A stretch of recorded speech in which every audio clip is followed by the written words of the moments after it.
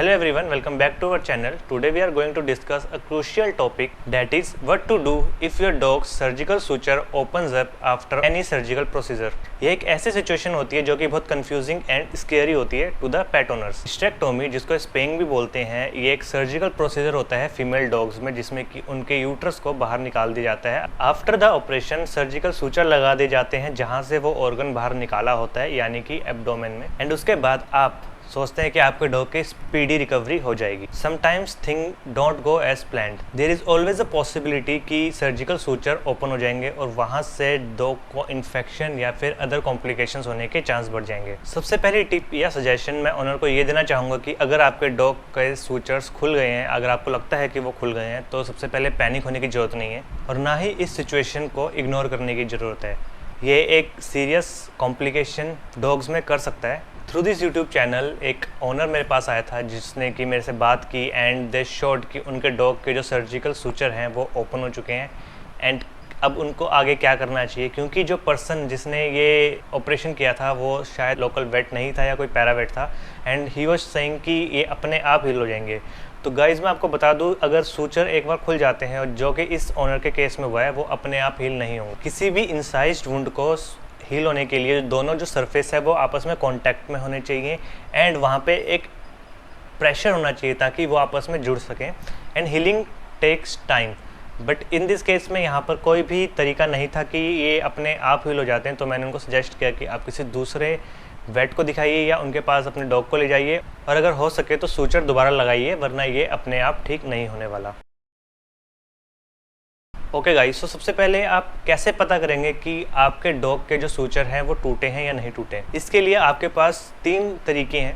पहला है कि आप उसके एंड्स को देखिए जहाँ पे सूचर लगाया गया है। अगर साइड से लूज एंड्स है, यानी कि वहाँ से स्किन धीरे धीरे खुलने को लग रही है या जो सूचर की जो लाइन है वो खुलने लग रही है, इसका मतलब ये है कि वहाँ पर सूचर की जो एक टेंशन है वो ख़त्म हो चुकी है एंड जो एंड्स हैं वो आपस में अटैच नहीं है, जिससे कि हीलिंग में प्रॉब्लम आएगी। लेकिन जो केस है वो ब्लीडिंग का है। अगर वहाँ से ब्लीडिंग आती है जहाँ पे सूचर लगाए गए तो ब्लीडिंग काफ़ी ज़्यादा है, तो इसका मतलब सूचर डॉग ने मूवमेंट के कारण खोल दिए हैं। थर्ड जो साइन आप देख सकते हैं वो देख सकते हैं कि वहाँ पे रेडनेस है या फिर स्वेलिंग तो नहीं है। कभी कभार वहाँ पे बहुत ज़्यादा रेड, इची एंड स्वेलिंग हो जाएगी। हाथ लगाने पर पेन होगा डॉग को।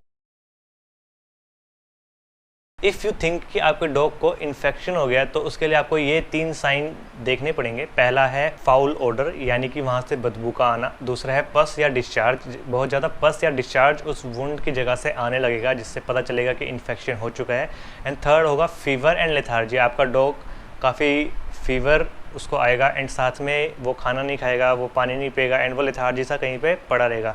तो इससे पता चलता है कि आपके डॉग के ऑपरेशन के बाद इस तरह के सिम्टम्स शो करना, यानी कि उसे इन्फेक्शन होने का चांस है। इनमें से अगर कोई भी सिम्टम्स आपको अपने डॉग में दिखता है तो आपको फटाफट अपने वेटनेरियन से कांटेक्ट करना चाहिए कि ऐसा ऐसा केस है और ऐसे ऐसे सिम्टम्स आ रहे हैं and he will suggest you the best option और treatment plan for your dog.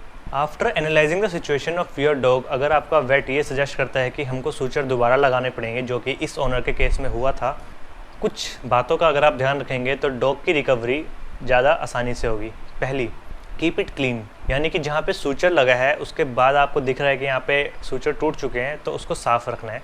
किसी भी माइल्ड एंटीसेप्टिक से, जैसे कि बीटाडीन से, आप इसको साफ़ कर सकते हैं। वहाँ पे मिट्टी या गंदगी या मक्खियाँ ना बैठने दें।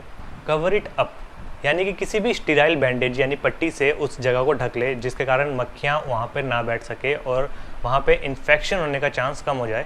And third, limit your dogs movement. आपके डॉग जो कि मूव करते रहते हैं, अगर इस तरह की कोई कंडीशन है तो उसे मूव ना करने दें, उसे एक ही जगह पे शांति से बैठे रहने दें जब तक कि आपका वेट आपको सर्जरी के लिए नहीं बुलाता। इसके अलावा साथ में आप कॉलर लगा सकते हैं अपने डॉग के, ताकि वो अपने मुंह से उस जगह पे इचिंग के कारण खुजली करके इन्फेक्शन को बढ़ाना दे। इसके अलावा काम इन्वायरमेंट रखना है एंड डाइटरी कंसिडरेशन रखना है कि क्या आपके अपने डॉग को खिलाना है।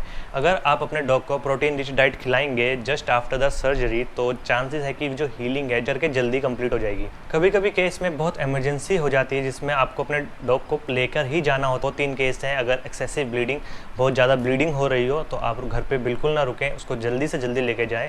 विजिबल ऑर्गन्स, अगर उस कैविटी से ऑर्गन्स बाहर दिखने लगे हैं तो आप अपने डॉग को जल्दी से लेकर जाएं। And third, severe infection. लगता है कि इन्फेक्शन बहुत वर्स हो गया है, उसका टेम्परेचर बहुत हाई जा रहा है and dog is now panting too hard and he is not responding to at all, तो इस केस में आपको इमरजेंसी वेटनरी असिस्टेंस लेनी पड़ेगी।